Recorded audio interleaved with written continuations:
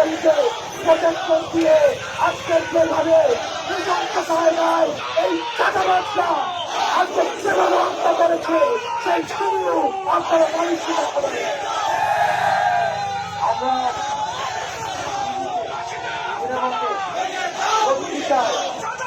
আমরা দেখেছি নদী বৈঠার ঘটনা। নদী বৈঠা শুরু করেছিল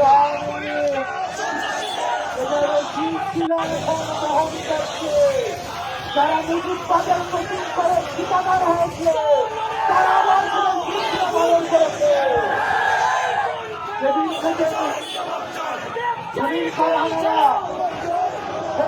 ভাঙার জন্য তারা মায়া কান্না শুরু করেছে। সেদিন যে এই দল তারা আসছে অভয়ারণ্য পরিণত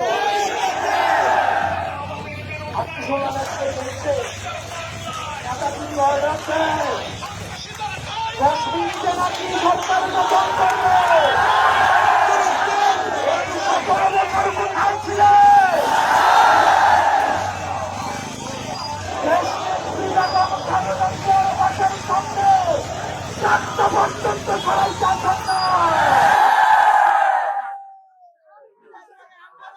আমি জনগণকে বলবো আজকের ঘটনাকে আপনারা মুড়ে মুড়ে আপনারা পিঠ শুনে মানুষকে দেখান, তারপরে সিদ্ধান্ত নিতে বলেন যে পরবর্তী বাংলাদেশটা কোন চাঁদাবাজদের হাতে তুলে দিবে। প্রিয় তরুণ প্রজন্ম, আপনারা রক্ত দিয়েছেন। আমার এই ভাইটা চোখ হারিয়েছে। আমার এই ভাইয়ের কাছে জিজ্ঞেস করতে হবে। তারা বলছে আমাদের যেহেতু যতদিন না পর্যন্ত নির্বাচন হয় তারা যদি সরকার গঠন না করে তাহলে নাকি এগুলো অব্যাহত থাকবে। ব্যাপারটা হচ্ছে এমন, আমি চুরি করতে থাকবো, তাহলে আমাকে বাসার চাবিটাই আমার হাতে তুলে দাও। আপনারা জেল থেকে বেরোয় বলছিলেন মাসুম বাচ্চারা, আর আজকে আপনারা বড় বড় কথা বলেন। আজকে আপনারা মুজিববাদের ঠিকাদার হয়েছেন। আমরা দেখছি বিএনপির আরেকজন রয়েছে, জয় বাংলা স্লোগান দেয় ওনার প্রোগ্রামে। যদি বিএনপি করে জয় বাংলা স্লোগানই দেওয়ার আগে তাহলে বিএনপি করার কি দরকার, আওয়ামী লীগ করা উচিত। এই ভাটমার্কের জন্য বিএনপির ত্যাগী কর্মীরা আজকে বঞ্চিত, নির্যাতিত, নিপীড়িত। তারা এতদিন ধান খেত ঘুমাতো, ঢাকায় এসে রিক্সা চালাতো। আমার বিএনপির ত্যাগী ভাইদেরকে, কর্মীদেরকে এই নেতারা, এই ভাটমাররা প্রতারিত করেছে, প্রতারিত করছে, প্রতারিত করবে। অনেক নেতা রয়েছে বিএনপি, আমরা বর্তমানে দেখছি তাদের গাড়িতে আওয়ামী লীগের সময় শুধু পতাকাটাই ছিল না, না হয় একজন মন্ত্রীর সকল সুযোগ সুবিধা তারা ভোগ করেছে। আমি চ্যালেঞ্জ দিয়ে বলছি, বিএনপির শীর্ষ নেতৃবৃন্দকে চ্যালেঞ্জ দিয়ে বলছি, প্রয়োজনে ফেস টু ফেস আমি ডিবেট করতে রাজি। আমাদেরকে ভয়ভীতি দেখানো হয়।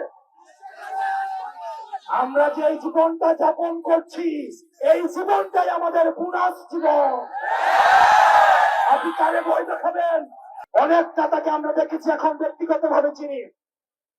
এই 17 বছরে তাদের সম্পদ তো কমেই নাই, বরং তাদের ফ্ল্যাট বেড়েছে, তাদের সম্পদ বেড়েছে, তাদের ব্যাংক হয়েছে। উল্টা পিঠে কর্মীরা রাস্তায় মাইর খেয়েছে, মামলা খেয়েছে, বাড়ি যেতে পারে নাই, সন্তানদের দেখতে পারে নাই।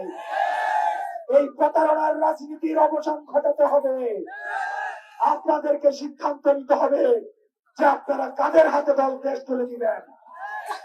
আপনারা পাড়া মহল্লায়, আপনারা অলিতে গলিতে প্রজেক্টর দিয়ে আজকের যেভাবে নৃশংস কায়দায় এই চাঁদাবাজরা আজকে যেভাবে হত্যা করেছে সেই ভিডিও আপনারা মানুষকে দেখাবেন। প্রিয় তরুণ প্রজন্ম, আমাদের অনেক দায়িত্ব রয়েছে। আমি গতকাল বলেছিলাম আমাদের দেশের ভাগ্যাকাশে সংকট ঘনীভূত হচ্ছে। এই সংস্কার পিছিয়ে দিয়ে আমরা দেখেছি তারা আওয়ামী লীগ নিষিদ্ধেও তারা বেজার হয়েছে। তারা সংস্কার চায় না, তারা বিচার চায় না, তারা আওয়ামী লীগ নিষিদ্ধও চায় না। তাহলে আপনারা চান কি? শুধু কি চান্দা চাও? যদি চান্দা লাগে আমরা সবাই মিলে উঠাইয়া চান্দা দেই।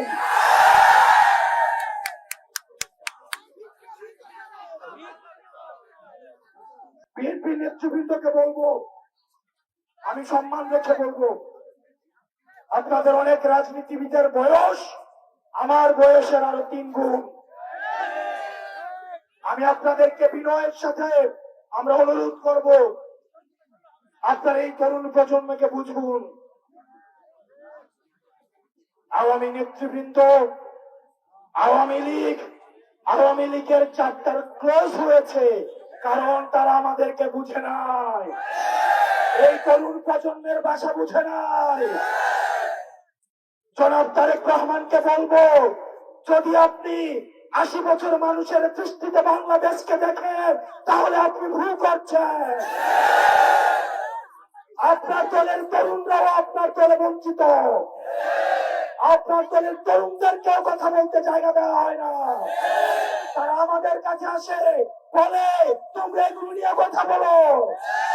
তারা আমাদের কাছে আসে, বলে যে তোমরা বলো যে বিএনপির কাউন্সিল কবে হয়েছে, এটা কি তারেক জিয়ার মনে আছে? বিএনপির অনেক নেতৃবৃন্দ আমাদের কাছে বলে, আমরা বলেছিলাম আমরা রাজনৈতিক খেলার